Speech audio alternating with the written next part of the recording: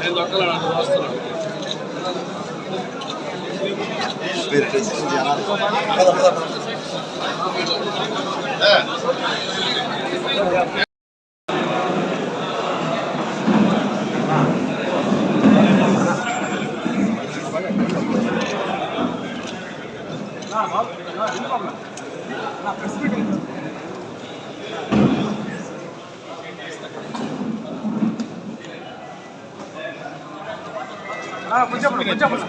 కొంచెం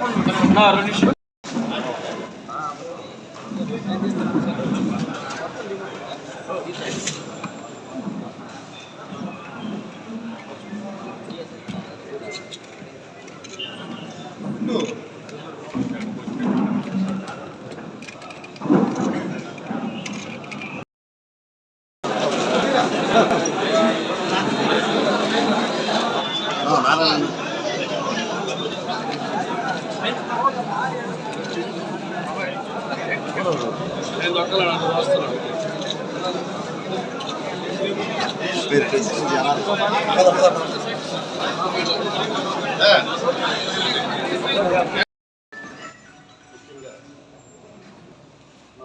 parliament MP గారు, గురుమూర్తి గారు, అలాగే ఈరోజు సభా అధ్యక్షులు, ఎమ్మెల్యే అభ్యర్థి రామ్మూర్తి గారు, అలాగే మండల అధ్యక్షులు, సీనియర్ నాయకులు, అలాగే కార్యకర్తలు, అలాగే మీడియా మిత్రులు అందరికి కూడా పేరు పేరున ధన్యవాదాలు తెలియజేస్తూ ఉన్నాను.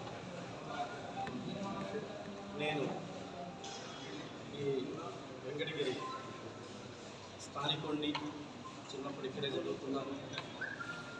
నేను కష్టపడి చదువుకొని ఒక డాక్టర్ వృత్తి కోసం హైదరాబాద్ గాంధీ మెడికల్ కాలేజీలో చదవడం జరిగింది.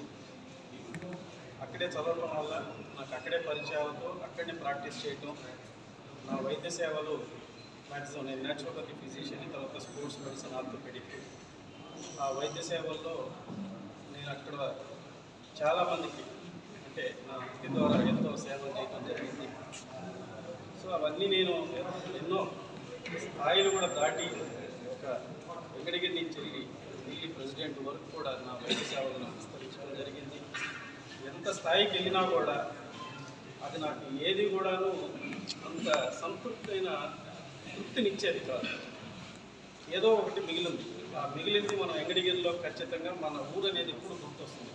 ఇక్కడ ప్రజలు కానీ, ఇక్కడ ప్రజలతో ఉన్న అభిమానం కానీ ఎప్పుడు ఎవరికైనా కూడా సొంత ఊరి మీద అభిమానం ఉంటుంది. పర్టికులర్గా వెంకటగిరి వాళ్ళకి మాత్రం చాలా ఎక్కువ ఉంటుంది.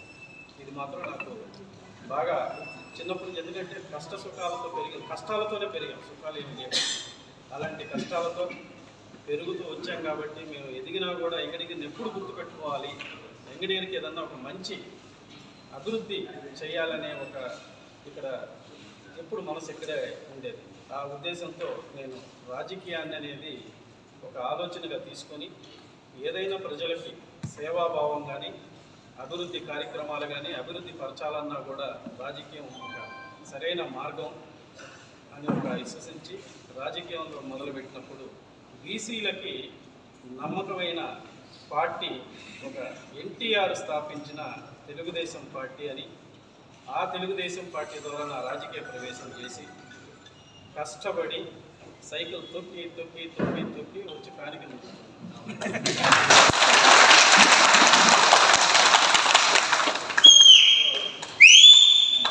నా వంతుగా వెంకటగిరిలో టీడీపీని చూస్తే నేను ఈ 2019లో నేను జాయిన్ అయ్యాను. ఎలక్షన్ ముందే జాయిన్ అయ్యాను.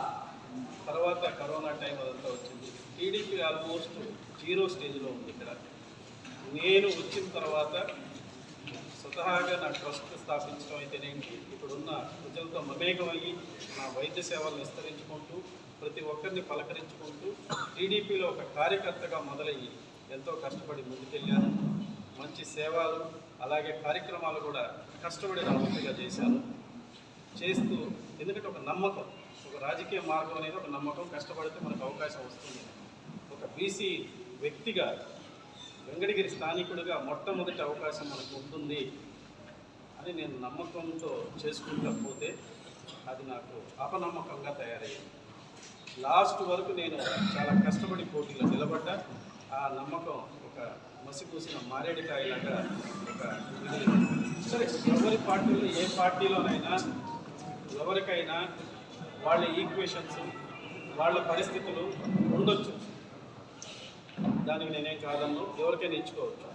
కానీ అన్నిట్లో ముందుండి నాలాంటి వ్యక్తి కష్టపడి మీరు ఎగడిగిరిలో ప్రతి ఒక్కరిని అడిగినా కూడా చెప్పగలుగుతారు. రాజకీయంలో ఒక ఒరవడిని సృష్టించాం ఒక రకంగా చెప్పాలంటే. ఆ విధంగా తీసుకొని వచ్చినప్పుడు ఏదైనా ఒక డెసిషన్ తీసుకుంటే ఖచ్చితంగా మన పార్టీ కోసం కష్టపడి డబ్బులు ఖర్చు పెట్టి తన శ్రమని, నా ప్రాక్టీస్ వదిలి, నా రీసెర్చ్ వదిలి ఇంత కష్టపడి దీనికోసం కష్టపడినప్పుడు నాతో ఒక్క మాట కన్నా చెప్పుకుంటే సంతోషించేవాడిని. అది కూడా చెప్పడానికి ఆ సామాజిక వర్గానికి కుదరలేదు అంటే గెలిచిపోతామనే ఒక అహంకారం వాళ్ళలో వెళ్ళిపోయింది. సో అది ఎప్పుడు కూడా పెరుగుట విరుగుట అనేది గుర్తుపెట్టుకోవాలి ప్రతి ఒక్కరు. నేను చాలా నేను ఒక ప్రొఫెషనల్గా ఉంటాను. నేను ఎప్పుడు కూడా ప్రొఫెషనల్ స్టాండర్డ్స్ని ఎక్కువగా ఫోకస్ చేస్తూ ఉంటాను. సో ఆ స్టాండర్డ్లో నా వంతుగా నేను తొందరపడకూడదు. 15 days ఉండాలి. వెయిట్ చేసినా కలిసినా కూడా ఎటువంటి ఆన్సర్ రాలేదు అంటే మనం చేసిన ఈ కష్టం దేనికి, వృధా అవ్వడానికైనా. ఆ బాధల్లో రాజకీయ కష్టాలు మొదలై నేను ఆలోచిస్తున్న టైంలో నాకు ఒక ఫోన్ వచ్చింది. ఆ ఫోను వెంటనే ఎక్కడున్నావు అని అడిగాను. ఇంట్లో ఉన్నాను సార్. నువ్వు ముందు ఇంటికి రా, తాడేపల్లికి రా, విజయవాడకి రా, మీతో మాట్లాడాలని జగనన్న నాకు మాట్లాడటం జరిగింది. నేను ఒక వనవాసం 2010 ఓదార్పు యాత్రలో నేను ఆయనకి వైద్య సేవలు అందించాను. ఎంటైర్ 45 రోజులు. ఆ రోజులు చాలా ప్యాథటిక్ ఉన్న కండిషను. ఓదార్పు యాత్ర కూడా చాలా ఇబ్బందిగా, ఆ కండిషన్లో నేను సెలెక్టివ్గా నేను వచ్చి మన నెల్లూరు జిల్లాలోనే సోమశిల కాడ జాయిన్ అయ్యి అక్కడి నుంచి ఎంటైర్ కంప్లీట్గా ఓదార్పు యాత్ర కంప్లీట్ అయిపోయి తర్వాత కూడా కొన్ని ప్రోగ్రాముల్లో కూడా ఫీజు పోరు కానీ, రైతు పోరు కానీ, సమైక్య పోరు కానీ ఢిల్లీకి కూడా వెళ్ళటం జరిగింది అన్నతో కలిసి. ఇలా అన్నీ చేసి నా వంతు నేను చేయగలిగిన వైద్యం మొత్తం తనకి ఫుల్ ఫ్లెడ్జ్డ్గా కంప్లీట్గా సక్సెస్ఫుల్గా ఇచ్చి తర్వాత నా వైద్యంలో నేను బిజీ అయ్యి తర్వాత నా రీసెర్చ్లో నా ప్రాక్టీస్లో నేను బిజీ అయిపోయి అప్పుడు నాకు రాజకీయ ఆలోచనలు అలాంటివి ఏమీ లేకపోయినా నా ప్రొఫెషనల్లో నేను ఉన్నాను. ఆ తర్వాత ఎప్పుడు కూడాను నేను, ఎందుకంటే నేను ఒక డాక్టర్గా నేను చాలామంది వ్యక్తులు ఉన్నా కూడా నేను వాళ్ళ ప్రొఫెషనల్ని కానీ వాళ్ళతో కానీ ఎటువంటి అటాచ్మెంట్స్ కూడా పెద్దగా వీలైనంత పెట్టుకోను. ఎందుకంటే వాళ్ళ ప్రొఫెషన్లో వాళ్ళు ఉంటారు, మన ప్రొఫెషన్లో మనం ఉంటాం. వైద్యుడిగా నాకంటూ ఏం అవసరాలు పెద్దగా ఉండేటివి కాదు. నేను ఏంటంటే పబ్లిక్లో వైద్య సేవల్లో ఉండేవాడిని, రీసెర్చ్లో ఉండేవాడిని కాబట్టి. సో ఎప్పుడైతే రాజకీయం అవసరం వచ్చినా ఆయన చీఫ్ మినిస్టర్ అయ్యారు. చీఫ్ మినిస్టర్ అయిన తర్వాత కూడా నేను ఒక్కసారి కూడా వెళ్ళి కలవలేకపోయాను. తర్వాత రాజకీయం అయిన తర్వాత నేను తెలుగుదేశంలో అడుగుపెట్టిన తర్వాత అసలు కలవడానికే ఇబ్బందిగా, అసలు ఇంకా ఎందుకంటే ఒక డెసిషన్ తీసుకుంటే అదే డెసిషన్ మీద ఉండాలి. కానీ మనసు, మన రామన్న చెప్పినట్టు మనసు మాత్రం అన్న దగ్గర ఉండేది. ఎందుకంటే 45 రోజులు అతనితో గడిచిన విధానం, నన్ను తను చూసుకున్న విధానం, అది ఇప్పుడు చెప్పేది చాలా. ఎందుకంటే మనము మాటల్లో కూడా చెప్పలేము. అంత ప్రేమగా ఒక తమ్ముడిగా చూసుకునేవాడు. అతని దగ్గర నమ్మకం అంటే అలా ఉంటుంది. ఆ నమ్మకం మన డాక్టర్ గురుమూర్తి గారి రూపంలో ఒక ఎంపీగా మన పార్లమెంట్కి వచ్చారంటే అదే నమ్మకం.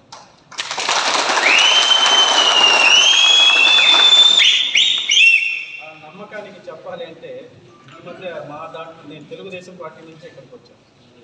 జై హో బీసీ ప్రోగ్రాంలు పెట్టినప్పుడు నేను ఈ ఏరియాలో తిరుగుతున్నప్పుడు ఈవినింగ్ తిరుగుతున్నప్పుడు జగనన్న నువ్వే నమ్మకం అని సైన్ బోర్డులు కనిపించి నేనే అన్నాను, ఈ సైన్ బోర్డులు పెట్టున్నారు ఏంటి, సైన్ బోర్డులు పెట్టుకొని డబ్బులు వేస్ట్ చేయడం ఇవన్నీ ఎందుకు, జగనన్న నువ్వే నమ్మకం అని నేను అప్పుడే అన్నాను. కానీ ఆ నమ్మకం నాకు కూడా తెలిసింది ఇప్పుడు అదే నమ్మకం.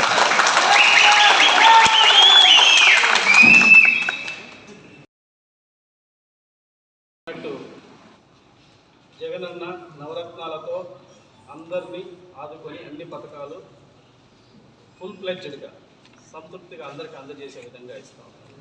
అలాగే టీడీపీ సూపర్ 6 కావచ్చు, భరోసా కావచ్చు, ఇవన్నీ ఇక్కడ లాజిక్ ఒకరిని అడిగితే ఒక లాజిక్ చెప్తారు. ఆల్రెడీ ఇస్తున్నోడిని నమ్ముతారా, ఇస్తానన్నోడిని నమ్ముతారా అని.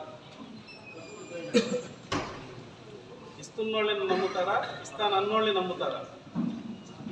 ఇస్తున్నోళ్ళని నమ్ముతారు. జగనన్న అందరికీ, ప్రతి పేద కుటుంబాన్ని నేను తిరిగాను, ప్రతి పేద కుటుంబంలో వాళ్ళ గుండెల్లో చూశాను జగనన్న నిలబడి ఉన్నాడు. ఎందుకంటే ప్రతి బెనిఫిట్ వాళ్ళ ఇంటికి చేరే విధంగా జరుగుతుంది. ఇకపోతే ఇప్పుడు మళ్ళీ మనం అందరం కలిసి వైఎస్ఆర్సీపీ పార్టీని మనం అత్యధిక మెజార్టీతో గెలిపించుకుంటే నెక్స్ట్ జరగబోయే అభివృద్ధి మన ఊహలకు కూడా అందదనేది నా అభిమతం.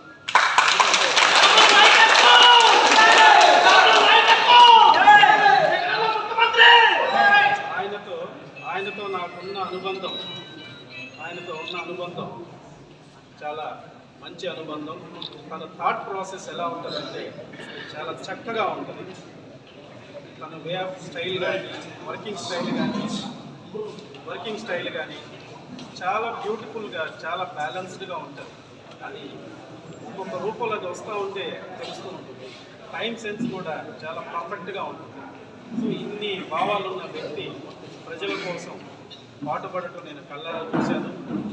నెక్స్ట్ రాబోయే 2024 ఎన్నికల్లో జగనన్న రూపం, దాని అభివృద్ధి మీరు అన్నారు కదా, భారతదేశంలో ఆంధ్రప్రదేశ్ నెంబర్ 1గా నిలబడటంలో ఎటువంటి సందేహం లేదని నా వంతు నేదురుమల్లి రామ్ కుమార్ రెడ్డి అన్నకి. ఎందుకంటే నేను 10th క్లాస్ అయిపోయి ఇంటర్మీడియట్ జాయిన్ అయ్యేటప్పుడే అన్నకు కూడా పెళ్ళి అయింది. అప్పుడే పెళ్ళి అవుతా ఉంది. అందరికి వాళ్ళ నాన్నగారు అందరికి ప్రతి ఇంటికి పెళ్లి కార్డు ఇచ్చారు. అలాగే మా ఇంటికి కూడా పెళ్లి కార్డు ఇచ్చారు. సో అప్పుడైంది. సో అది అప్పటి నుంచి రామ్ కుమార్ రెడ్డి అని ఒక ఐడియా నాకు ఉంటుంది. ఎప్పుడు నేను చూడలేదు ఇక్కడ. రామ్ కుమార్ రెడ్డి అన్న రెగ్యులర్గా పాలిటిక్స్ వచ్చిన తర్వాత చూశాను. సో ఆ మాట అనేది నా చెవులో 10th క్లాస్లోనే పడ్డది. సరే, అది ఈరోజు దగ్గరికి లేదు. సో ఇలా ఆ బంధం మన మనసులో ఉంటే అది ఎప్పుడైనా ఒకసారి ఖచ్చితంగా కలిసి ప్రయాణిస్తుందని దానికి ఇదే నిదర్శనం. సో ఖచ్చితంగా నా వంతుగా నేను కష్టపడి తనని వెంకటగిరి ఎమ్మెల్యేగా చేసి తీరేంత వరకు నేను అహర్నిశలు కృషి చేస్తానని పట్టుదలగా నిలబడి ముందుకు తీసుకెళ్తాను. అలాగే నాతోటి డాక్టర్ గురుమూర్తి గారు, ఆయన డాక్టర్ గారి కన్నా కూడా మనకందరికీ మెంబర్ ఆఫ్ పార్లమెంట్, మన కష్టాలన్నింటినీ కూడా ఢిల్లీ లెవెల్లో తను వెళ్ళి చెప్పటం నేను చూశాను. చాలామందిని చాలా ధైర్యంగా వెళ్ళి ప్రతి సెంట్రల్ మినిస్టర్ని కలిసి అన్ని కష్ట సుఖాలు ఇక్కడవన్నీ కూడా వెళ్ళి తను చెప్పటం, ఎక్స్ప్లెయిన్ చేయటం, పర్టికులర్గా రైల్వే ఇలాంటివన్నీ కూడాను తన వంతుగా తను ఒక ప్యాషనేటెడ్గా తీసుకుని ప్రజలకి సేవ చేయాలి. ఎందుకంటే తను కూడా నాలాగా ఒక కష్టపడి చదివి ఒక మహోన్నత స్థాయికి వచ్చిన గొప్ప వ్యక్తి మన ఎంపీ గురుమూర్తి గారు. సో అతనికి ఖచ్చితంగా చేసి అత్యధిక మెజార్టీ తిరుపతి పార్లమెంట్లో ఎంపీ గారిని కూడా మనము గెలిపించాలని మీ అందరి తరఫున మీడియా ముఖంగా ప్రజలందరికీ తెలియజేస్తూ ఇంత చక్కటి అవకాశం దొరికినందుకు ఈ ప్లాట్ఫామ్ మీద నా కష్టాన్ని ప్రతి నిమిషం కష్టపడి జగనన్నని సీఎం అని చేయటము, మన రామన్నని ఎమ్మెల్యే చేయటము భావిస్తూ నాకు ఇంతటి అవకాశం ఇచ్చినందుకు సెలవు తీసుకుంటూ మీ అందరికీ ధన్యవాదాలు తెలియజేస్తాను.